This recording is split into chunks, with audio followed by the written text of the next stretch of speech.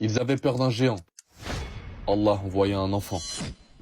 Aujourd'hui, on ne va pas parler de grandes armées, ni de stratégie militaire. On va parler d'une foi pure, d'un combat inégal et d'une victoire gravée dans l'histoire. Après la mort de Moussa alayhi salam, les enfants d'Israël traversaient une période d'épreuve. Chassés de leur terre, divisés, perdus, dans leur détresse, ils se tournèrent vers le prophète et lui demandèrent « Établis pour nous un roi, afin que nous combattions dans le sentier d'Allah. » Alors le prophète leur annonça « Allah vous a désigné Talut comme roi, un roi simple, ni riche, ni prestigieux. » Ils s'opposèrent, ils doutèrent, mais leur prophète leur rappela « Allah l'a choisi pour sa force et son savoir. » Pour apaiser leur cœur, un signe leur fut donné. Le coffre sacré, descendu du ciel, porté par les anges, avec Talut à leur tête, ils marchèrent vers l'ennemi. Mais avant la bataille, un dernier test, une rivière. Talut dit « Celui qui boira sans retenue sera exclu de mes troupes. Celui qui se contentera d'une petite gorgée restera avec moi. » La plupart échouèrent. Ils burent, ils trahirent. Seule une poignée d'hommes resta fidèle. Ils continuèrent d'avancer, fatigués, affamés, mais fermes dans leur foi, jusqu'à ce qu'ils voient une armée immense. Et au centre, un colosse, un géant, Jalut.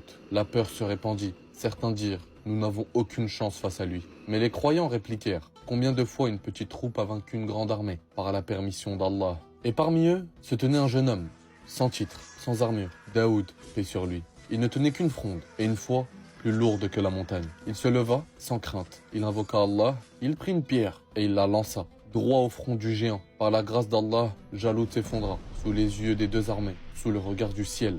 Et ce jour-là, un jeune garçon devint un roi et un prophète. Allah lui accorda la sagesse, la royauté, et il laissa à ceux qui viendraient après lui une leçon éternelle.